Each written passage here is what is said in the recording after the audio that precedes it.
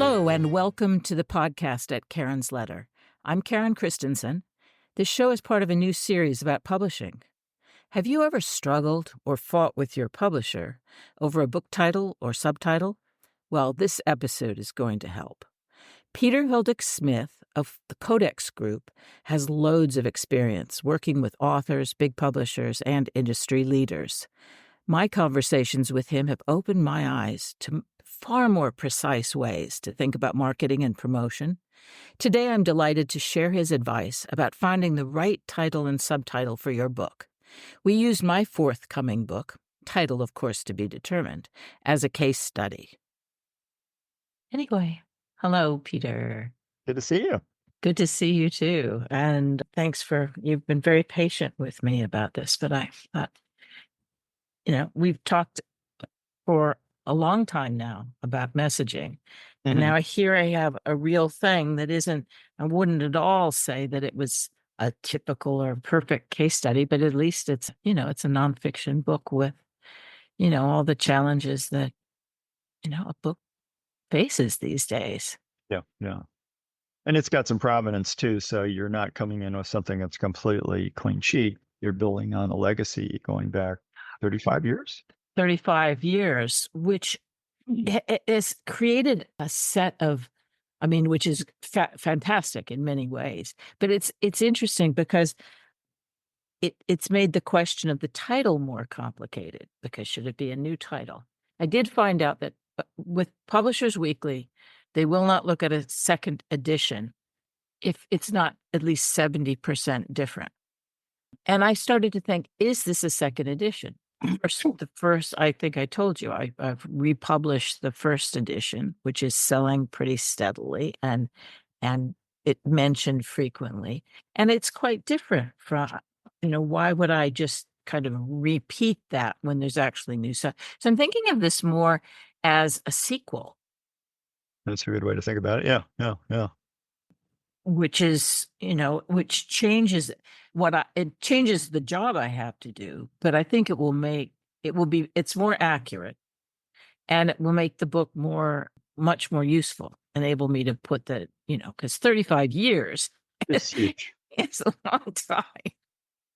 And the whole premise of the third place has become much more widely communicated. I don't know if it's really reached the level of being a term of art in everyday conversation, but certainly the CEO of Starbucks has made it his cause, and that's kind of the underpinning of his vision for that huge organization of, I don't know how many stores at this point. Yeah.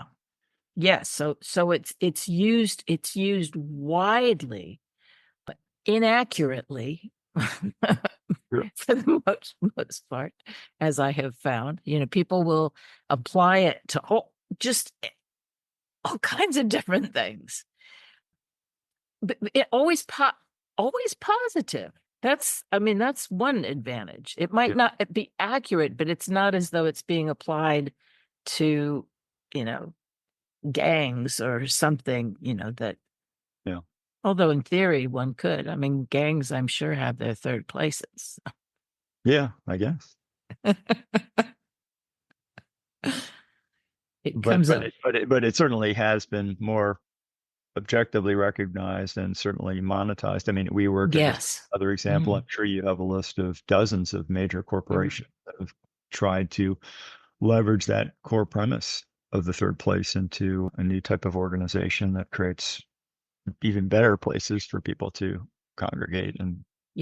And since the pandemic, there's been lots of different things, different kinds of businesses, membership spaces of different kinds, some more recreational, some, the co-working spaces. Then, all the debate about whether online should be the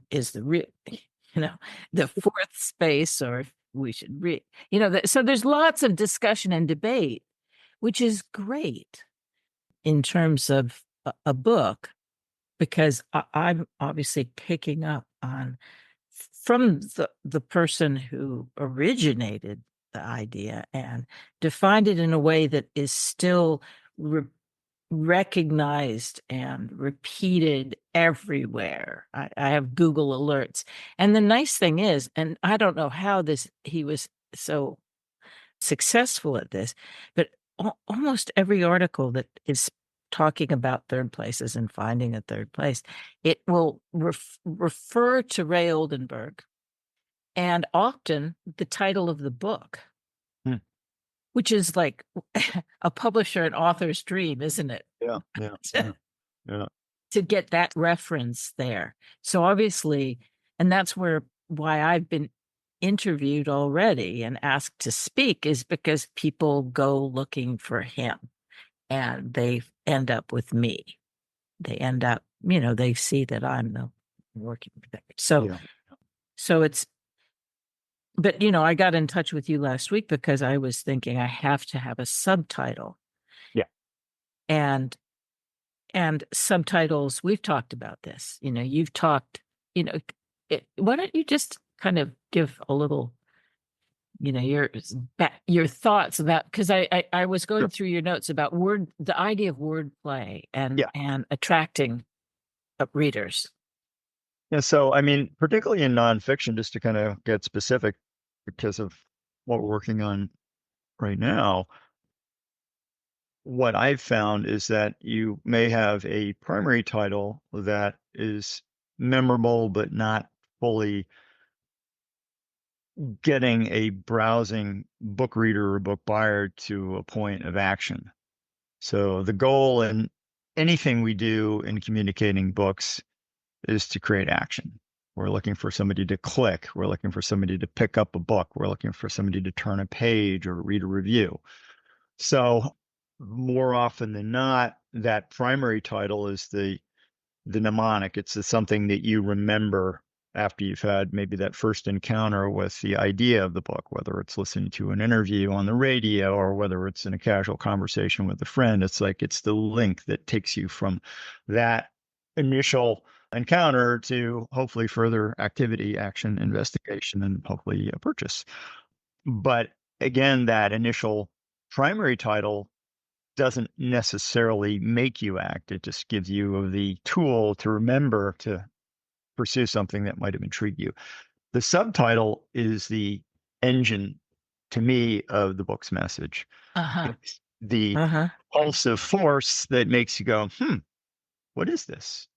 This is something I have intrigue for. It's something that has some kind of relevance to me and my interests. And it's maybe asking a question that I don't know the answer to, or it's exposing me to something that I wish I even knew existed before, or any of those kinds of sort of motivating principles that get your brain to light up a bit and engage and do something. So the fact that you're now looking at the subtitle is really terrific and a testament to the fact that you're understanding what you need to do in bringing out this sequel. And I love the fact that you're framing it as a sequel. It's not a second edition is, yeah, okay. That's a textbook publisher just looking to revise the offering and make sure that all those used books that are being recycled don't get recycled. Right?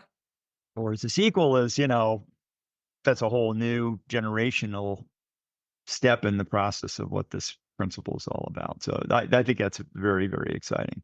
So, that's not quite a subtitle, but it certainly frames it in a much more interesting way, I think. Yeah.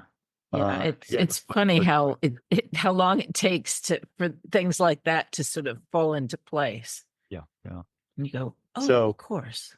yeah, exactly. See, I just had a thought, but it, in terms of, explaining it to people, because that's what's really on my mind now is as I think about, especially when I came back to all my notes with you about testing things, I thought, okay, how do I explain this book? How does the title tell people? What does the title tell people? What does the subtitle tell people? And then what am I just saying about it? So that's when I finally went, a sequel. That's so much more accurate and appealing. And then I guess just building off of that, just kind of off the top of my Mhm. head, the fact that you have a 35-year hiatus gives it a lot more significance too. So in this case, we've seen, the revolutions around this concept Yeah.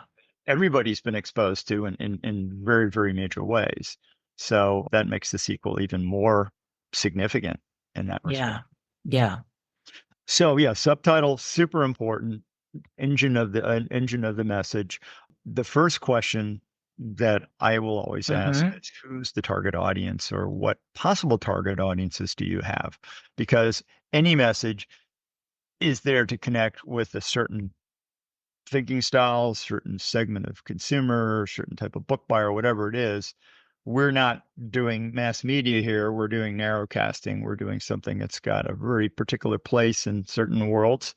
And we want to make sure we get to the best place of those worlds that will connect with that audience or those audiences. So I guess that's the first thing we need to figure out is who I might be the knew best. you were going to ask this. Good. So Okay. that is what I worked on this morning, in fact. Um, and I found a useful example from someone else writing on a related topic. So uh, the the people I have in mind, I thought when the most interesting things I have found on third places in the last year have been discussions on Reddit, which is forum, kind of anonymous for mostly men, mostly younger, mostly kind of tech and online oriented. So, definitely not my normal crowd. Yeah.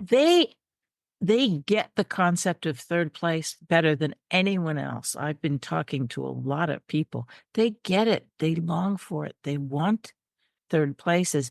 And the discussions have been intelligent, with people explaining the concept, saying what the problems are from all over the world. So I, rather than jump in, I feel like the book is my way of providing them with some other ideas and all. So it's an audience I wasn't expecting. But Uh, outside of using that channel, yeah, do we know what their I don't. reasons for needing to unpack third place are? They're all talking about they're missing friends and social life. They don't have ways to connect with people. They're dissatisfied in some way with their life, and they know it.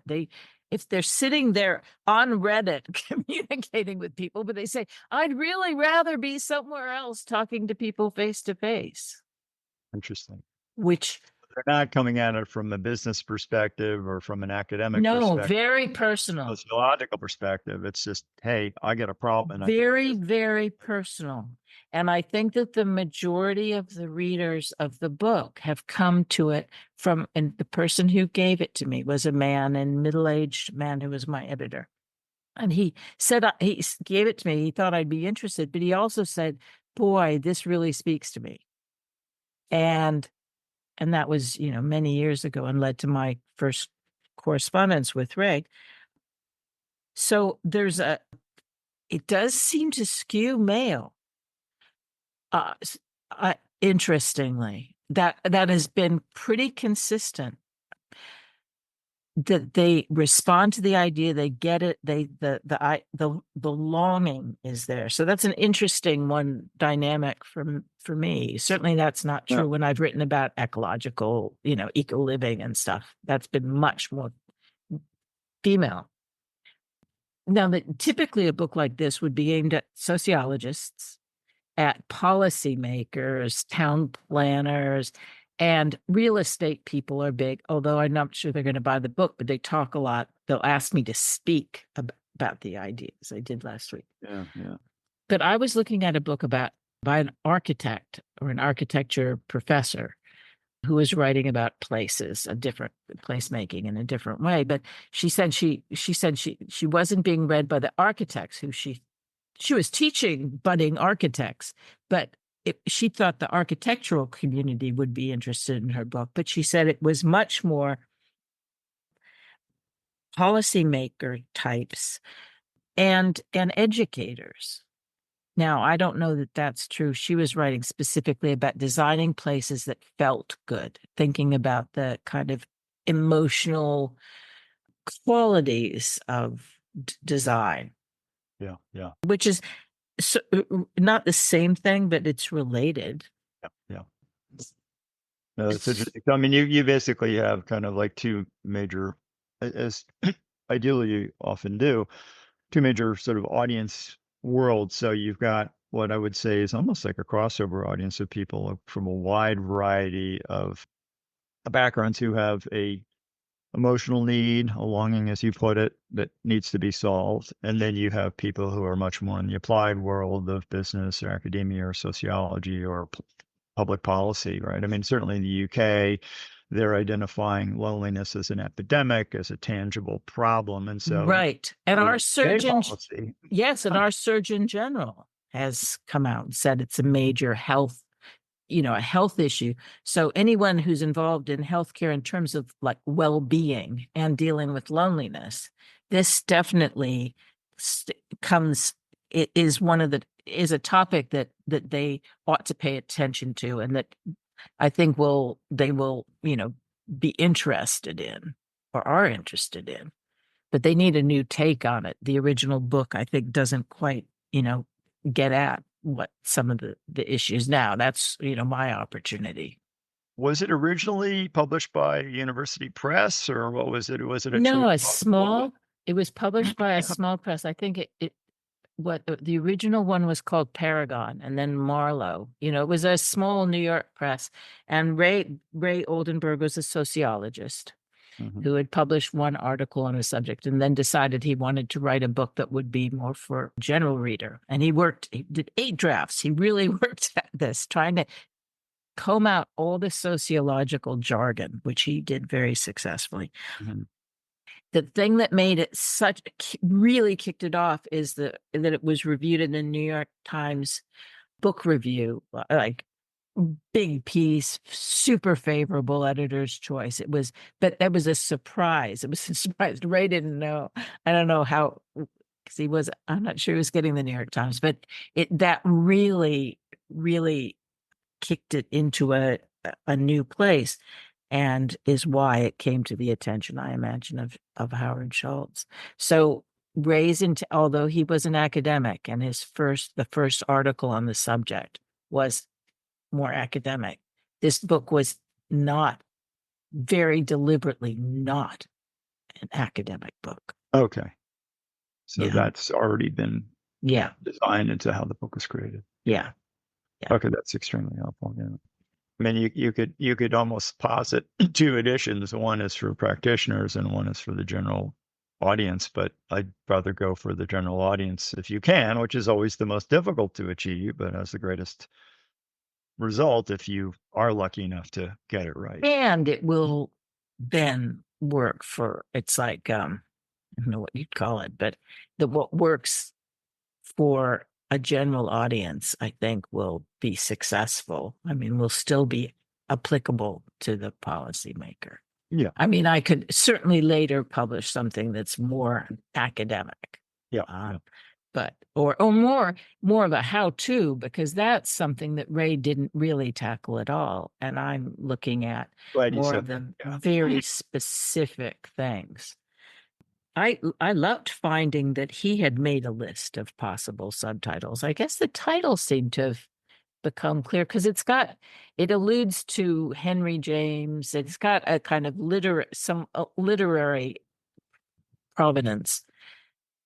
But I did think, because third place is a term that is familiar, I did toy with the idea of getting those two words into the title or subtitle. Yeah, let's talk about that for a minute, because in third place is, maybe brand is the incorrect term for it, but it is a very, I believe, widely recognized term that has real meaning for a lot of people. It has equity, it has value. It's something that people will respond to because it connects with something that they're interested in. And so to not include that would be a huge missed opportunity because, if you take where I think you are currently, the Great Good Place, that obviously has multiple interpretations. Are we talking about heaven? What the heck Yep. is that? Yep. It's not something that's going to be necessarily immediately familiar because it's a 35-year-old book. Mhm. The greatest asset you are working with is that term third place. So you need to get that in there in a way that isn't, oh yeah, I know what that is. Move on. You need to get that posited in a way that makes people go, oh, this is sequel. This is a how-to. This is going to solve a problem for me. This is going to give me something I can use, whatever it happens to be. So I think that's really important to put that central to what you're doing, Okay. whether it's in the headline or in the title or the subtitle. I just haven't Got it. figured out how to do it. I just can't figure out how to do it. So that's really what we're talking about, is trying, how to play with the words, because I can't, if I call it the Great Good Place, Uh-huh. I can't really have third place in the subtitle. I mean, it's going to sound weird every time I've tried that. That's why I'm saying at the moment. Yeah, you've got yeah. you got place in there twice. But then since we're calling it a sequel, you're almost thinking about movie titling here, The Great Good Place, the sequel, how the third place has become a solution to, whatever, or how to use the third place in your own life, or how to, I'm not sure what the how to is, but linking those together where you've got that connection of the term that everybody knows now being applied to solve a problem for you in whatever way that might be. And, going back to your target audience, you're saying these are people who have a longing for more society and more connection. But again, from a subtitle standpoint, you don't want it to say, this is the library description of what the book is. It's the log line description of what the book is. In other words, it's the thing that makes you go, okay, tell me more. So you don't want to give the punchline away in the subtitle. You want to set up the joke. Well, this is the thing that I have learned from you, or I'm trying to learn, is this flexibility about these words, because you're trying to figure out what actually works in the real world. And that's what writers in general, we come up with something and then we cling to it. We think we know, or an editor, we know, a publisher, we know what will work. We know what the best title is. You've heard me use this term, I think, before, baby naming. It's my child. I will call it as I best see fit. How dare you tell me otherwise? My child. Yeah. And that's what I'm working very hard to be, rational and objective and distant about this, that I'm thinking of this. And that's what I'm, and that's why that's why I wanted to record this, because I think it's a useful thing for a lot of people who get wedded. It's so easy for us when we're creating a book, or I'm sure for an editor editing a book, we get wedded to our own idea. And boy, you have to hit someone with a hammer to say, no, maybe that's not the best thing. And then how do you figure out the best thing? Ray was obviously thinking about it, because I found in his old files that he gave me, a long list of possible subtitles where he'd just been brainstorming them. And the subtitles of the previous printings, I won't call them editions exactly, because they're pretty much the same book, but just different publishers, because these little presses were sold on. They were always lists of types of third place. Yeah. Bars, tavern, accessible. Yeah. right. So very, very beauty parlors. Right. And it varied. I noticed that they put bookshops into bookstores into one, and I don't know, because they obviously wanted to appeal to bookstores, or valid comment too. Right? or a library. So there was obviously a little marketing. They said, let's yeah, be friendly to the people who are going to support us and support this book. But I think it's important to distinguish between, these two elements of the book. I mean, the book itself, the manuscript that you've labored years on, and what you say, eight different v- versions of it before it was actually published. The goal, I think, for an author should be to get as many people to read that incredible labor as possible. Yeah.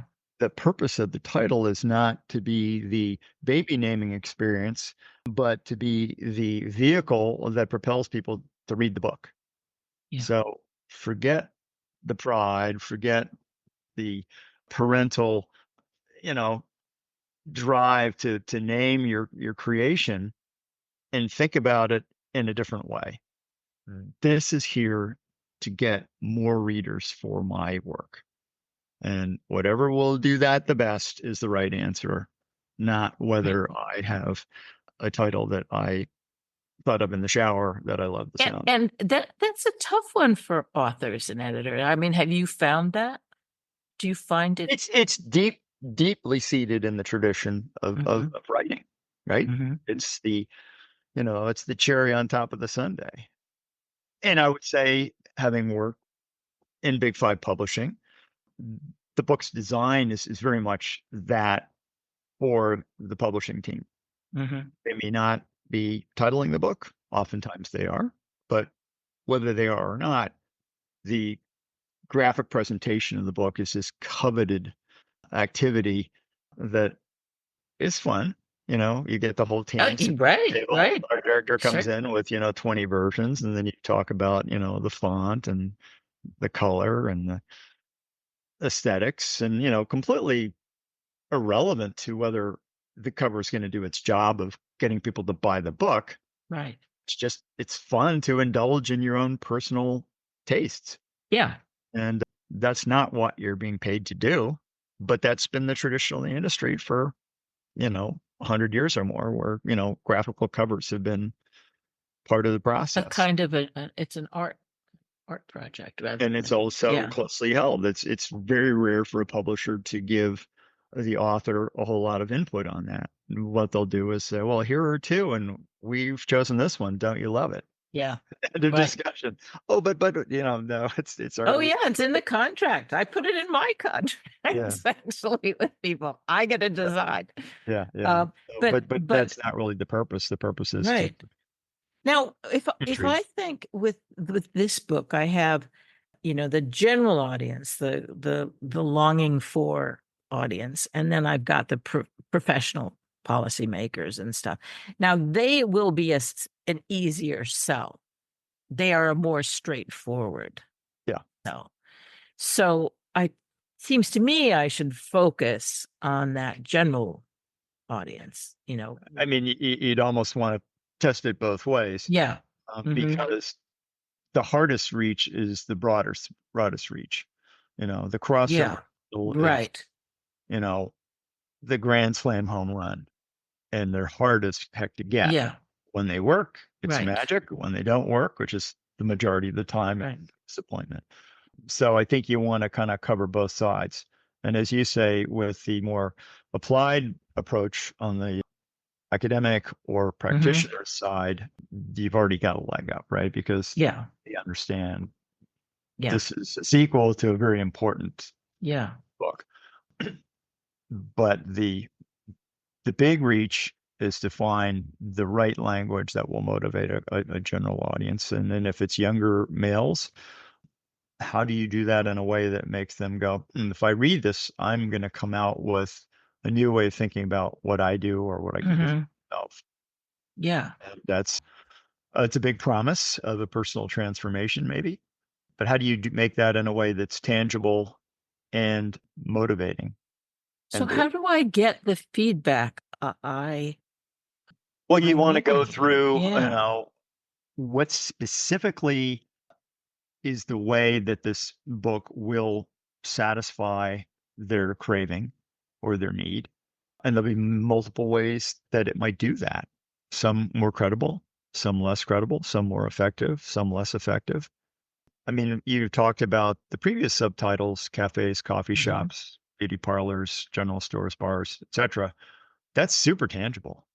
Yeah, I go to a bar, and yeah, you're right. I go to the bar not just for the drinking, but for the friends I want to catch up on Major League Baseball or whatever it happens to be. Mhm. So that immediately makes it something you can relate to. But then the question is, well, I'm already going to the bar. What's this book going to do for me? So how do you take something that they already have a bit of a sense of now that you've explained it Mhm. and put it into something they can do to help themselves? Right, because what they'll say is, not every bar or coffee shop or whatever, they say, "Well, it doesn't give me the feeling that I'm hoping for, that That's sense true. of connection." Yeah. That the happy lift lift it doesn't lift my spirits the I'll way know when I I see it, right? yeah, Yeah, and right. obviously, You're right. Howard Schultz has done a pretty good job with his 15,000 or however many Starbucks there are globally. I know there's a new one coming up in Bennington, Vermont. It's about to launch probably next week. They just keep expanding. So he obviously had some way, intuitive way into doing it that way. But how do you use this as a tool to help people do what you just mentioned?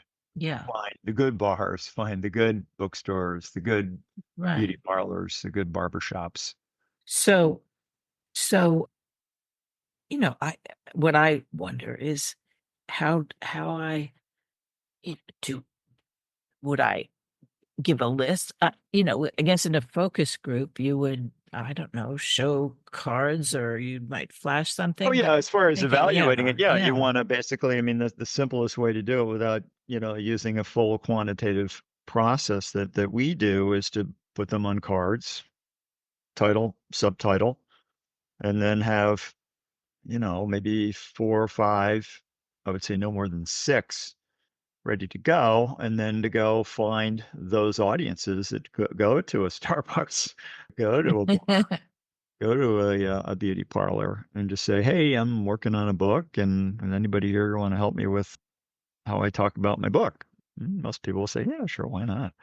And then just flip through cards, and the question is not, "Do you like it?" but if you saw this on the internet, saw it on a poster, would you act? Would you click? Would you browse? Hmm.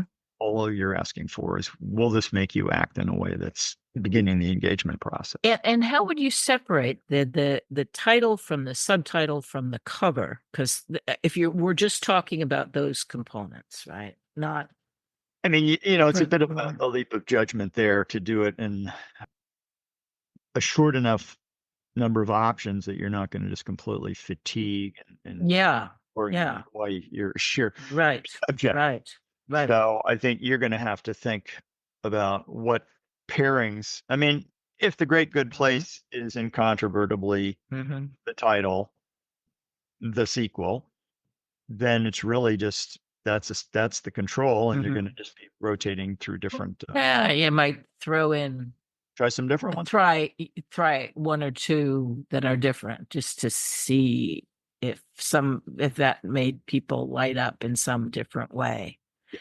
or go I mean it wouldn't. Is The Great Good Place? I mean, that gives you permission to say the sequel. Yeah, People, well, I don't know what the first one was, so it's not really helping me. right, it's not Star Wars. Yeah. And then you also have another sort of suggestion of the sequel, 35 years after the fact. You're mentioning the 35-year Hmm. time difference there that Hmm. says sequel without saying sequel. Hmm. But that posits that you already know what The Great Good Place was 35 years ago, which Right, you won't if you're just a general right, audience. right. So maybe The Great Good Place is more the practitioner's title. Hmm. Uh, and then you go to a sociology conference and start flipping through choices there. And then maybe you have a different one for your general audience that gets to the longing issue. Hmm. And so then you would really want a new, unique title, uh, Hmm. And I don't know that third place would be the lead title because, well, yeah, I've already heard of that. There's nothing unique about that. But you definitely need third place in the subtitle somehow. Mhm. So people, Both, so it's both very, so it's just clear that that's what the book is. Yeah. because Yeah. that's the benchmark that everybody's kind of connecting with, right? Yeah. Know what that is. Yeah. It's called, it's called What the, exactly is it? What is it? Why does it matter? What's it going to do for me? How does it work now? What does it mean after the pandemic is one of the questions. yeah, I mean, that was certainly That's the what, anti-third place, wasn't it? right, right. But there's a Um, term called court of familiarity. So if anybody's going to ever be interested in anything, it has to be relevant to something that they care about and is somehow familiar to them. It can't be something mhm, so completely new and so completely disconnected from their reality that I don't even know what you're talking about. This is like, yeah, mhm, there has to mhm, be some point of connection there that's familiar to your audience that they are, okay, I have a vague idea of what we're talking about here, but uh-huh. what's better, different, newer, more unique, more meaningful to me than whatever this thing Yeah, that I'm familiar with is. right, So something is right. completely like unknown is not going to be Yeah. effective Yeah. So communication. I want it needs to be something that they kind of recognize, but are also still curious about, and that I'm telling them they're gonna know more. They're That you gonna that know you ain't more. curious about. Yeah, Yeah, exactly. You're yeah, going to solve parts of it yeah, that are yeah. not familiar to That are them. not familiar, not clear. So, for example, when we worked on Daniel Pink's book on perfect timing. And believe me, there were many, many iterations on what we call perfect timing in the titling. But ultimately that was the one that was the most resonant to people because everybody knows what perfect timing is. It's like, well, I never get Right. perfect timing. It's elusive to me. It's something Yeah. I've always wanted. So it was, the scientific secrets of perfect timing. It's like, oh, Hmm. yeah, well, I'd like to be in on that. Yeah. And that was in a highly successful subtitle. The primary Uh-huh. title was I think it was Time, which is that was a preempt from the publisher at Crown saying, "No, we're Uh-huh. gonna make it Time," which is well, that's really memorable. Take a word out of the dictionary. And that reminds me of one of the ultimate sort of bête noirs of titling is the one-word title. Uh-huh. Yeah. It's a title, it's a word. Right. And you Unless could you create your own word, mm, like Moneyball, right. you're Right. not doing you Google it. That's Right. the Right. acid test of any title is to Google it and see how many other people have used that word to their own purposes. And you will be instantly appalled that that is not a very unique way to describe your cherished So work. time is probably yeah. I mean, just to wrap up then, first is to recognize and constantly sort of reaffirm that the reason that you are creating a title and a subtitle for a book is to get people to be curious enough to engage with the book and want to read it and hopefully buy it. So if you're titling without that as your main goal, enjoy yourself. It's not going to help you get readers. And to me, it's more important to have people read this incredible work than to say, I titled this document. One of the things that you told me one of the first times we spoke, which I thought was super interesting, is that you don't only want people to know about the book. You want them to be willing to click to look at it and then to think about it enough to click, to do the next step. Yeah. And it changed my way of thinking about it. I realized that there is a sequence of steps and this thing and it's kind of like writing about the great good place, thinking about how people feel. What you really are talking about is what emotions or thoughts or reactions are being elicited by whatever they're seeing. Yeah. I mean, simply put, does it make the person you want to act when they see it? Yeah. And Yeah. so you can get into all the different flavors of action and motivation, but is there a, I'm gonna click. Right. That's really all you're trying to solve for. Will you click? And if the answer is yes, that's a great start. Does that mean they'll go all the way through all the things you talked about ultimately to want to read and hopefully buy or not? There are many, many pitfalls along that road, but it all starts with the first click. Yeah. Without the first click, it's just one of 1,000 books that's gone by your eyes that week that you have not noticed and will not engage in. Right. So that's the key of what we're trying to do. And so when you evaluate it, when you test it, when you show it to people, all you want to know is will you act? And So, not do you like it? And that is where Mhm. 99.9% of these discussions take place in major publishing houses is do you like the title? I don't care. If you like the title, you're not the audience, and liking is not acting, Yeah. and it Yeah. won't sell Well, books. all right. Well, I have some homework to do now. So there's Mm. that. Then there's the audience. So I think what we've talked about is you've got this potentially very large general audience of people, potentially more men, potentially younger, who have a need, a longing that a third place can hopefully address in some form we haven't really discussed. Mhm. And that could be a very large crossover title that could appeal to a wide range of different types of readers. Or you have a practitioner's edition that's very specific to people who are very deeply engaged in the application of third place to their business, to their teaching, to their public policy discussions. And so each one of those would have a discrete type of messaging and hopefully give them what they need to solve their own personal challenges. The primary title, in my view, is the thing that you remember that is unique when you Google search it, that like Moneyball kind of is a bit of an earworm that Yep. you lock into. And the home Great run on this one example. is to Yeah. create a new term in the English language that then becomes the defining statement. I mean, third place is in a sense like that. So you already are working with one of those. But And that in a sequel, maybe yes. It's so interesting to have this conversation as I'm finishing, in sort of final-ish stages with the manuscript, because this really also makes me think about what I'm doing in the book. yeah, that's And very much yeah, informs the book too. yeah, very. It for a writer, it is a shift of perspective on the work. Yeah. And Yeah. when we've done this iteratively on nonfiction in particular, what we learn from people reacting to the different ideas and messages can then be reflected back into the structure of the book. And it Yeah. might be, oh, that's now actually should be chapter 7. I hadn't thought about that.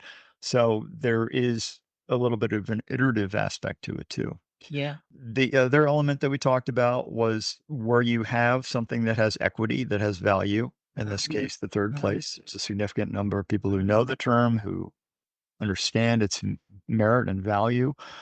That is an asset that you really need because that's the familiarity, that's the link, Mhm. what you're doing to an unknown. So, from a general reader standpoint, the primary title could be the third place, the sequel, or something like that. Uh-huh. That's an option. Okay. So I really need to But I I need think to you work need a third this. place in Yeah. in there Yeah. somewhere for Okay. either audience, whether title or subtitle. Yeah. Yeah. Um, All you right. you you This you is why I definitely came to you now because I I needed. don't lose that. Don't lose Yeah. that. Okay. I made a big Okay. mistake on a project once where we actually had the potential to use a very famous actress who was very closely linked to the story. And I won't get into the detail, but that ultimately was not used, and that was a huge miss. Uh-huh. Uh-huh. So it's Okay. Yes. So this it could be premise a of author equity or brand equity, equity meaning yeah. real emotional, psychological connection and value that people Yeah. will generally Yeah. pay for. Yeah. So there's that element of it as well. And then the subtitle being the engine that creates the curiosity, that creates the intrigue, that makes you want to act. The title is generally not going to do that. The subtitle has to have that little sort of hook to it that makes you go, tell me more. I got a general idea where this is going, but I don't know the punchline. Right. And but that's is surprising or isn't quite what they thought. Yeah, Uh, it's something that yeah, they don't have access to. yeah, It's the yeah. scientific secret or, whatever it happens to be. Well, Um, I don't think I'm gonna get the secret in yeah, this. yeah, yeah. But But secret works yeah, more I'm often than sure, I'm sure you'd it's think. very effective. Oh, well, this And is and then and then as yeah, far as, screening it, I think, the simple way, the kind of hands-on way, which could be very informative as well in terms of additional insight, is to literally just put little placards together and use that as your stimulus to going to a third place well, where yes, these people are and finding out what will make them act. yeah, yeah, And then and you that's rotate the order, and then you wanna have a control one. So, this is the one yeah, that we're going in with. It's the safe bet that most people would expect to use, and the goal is, do you have something that significantly beats mhm, that in mhm, terms of action mhm, or not? mhm. That'll be a fun project for me And to you do. do have order bias, and not to get into the weeds on this, but generally the Yeah, first thing people see is the one they react to most vividly. And as you get down into deeper into the rotation, people pay less attention, they're less uh-huh, likely to respond. So if you do have a winner, make sure yep, or do what you think is a winner, make sure it lives in different places. And if it's still uh-huh, going strong uh-huh, in the fifth uh-huh, rank in the order, then it's like, oh, mhm, it's breaking out of all the clutter of these other titles that mhm, mhm, I've just been mhm, showing too. mhm, So hopefully that will give you some good guidance. But again, the goal is what will make that person act. yeah, yeah, great. Thank you very much. I'll get So back to you with the pleasure as report. always. Okay, Karen. Great, Good luck thanks with so it. much. Thank Okay. you. Take Bye-bye. care. Bye. Thanks so much for joining Peter and me at this new series about publishing. You can sign up for the newsletter at karenchristensen.substack.com. I'll be talking to other experts and sharing my experiences as a publisher and author in future shows. What do you want to know about publishing? Please do send me your questions. Your horror stories are welcome too.